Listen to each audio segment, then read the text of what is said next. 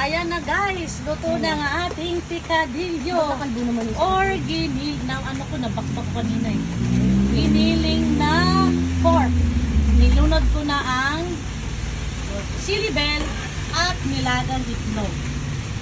Ayaw ko ng ano guys, ayaw ko ng itlog ng pugo. Kaya itlog ng manok yan guys, malalaki. Okay na lang ba? Ha? Ayan na guys, ready to eat ang ating picadillo. Ito pa itlog? Parang maglaga na lang itlog. Sama ko yung, pwede ba yun? Sama yung ano? Oo. Para? Hugasan mo lang yung ano, yung itlog muna. Ha? Apat to. Hindi apat. Kasi apat na to nandito eh. Ayan guys. Sarap to the bone.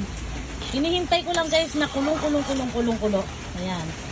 Para matagal mapanis. That's the secret guys. Para matagal mapanis ang ating picadillo. Kung mapapansin nyo guys, hindi siya malapot. Medyo masabaw-sabaw, no?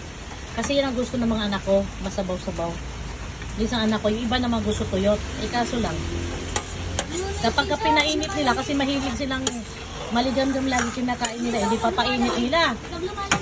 Oh, painit na naman nila guys, hanggang matuyot. Pero ito naman guys, ito, tamang-tama lang itong sabaw na ito.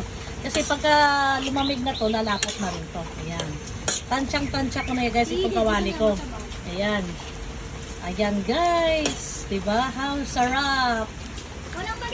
Mas masarap sana to guys kung merong ano eh. Merong... Teka. Mas masarap sana to kung...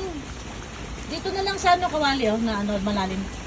Kung merong ano, green peas, patatas. Ako ayaw nila eh.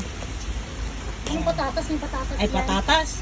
Yung ano, green peas at saka pasas. Ang ilipag ng kanin din. Kaso ayaw nila eh. Kaya ito na lang, itlog na lang.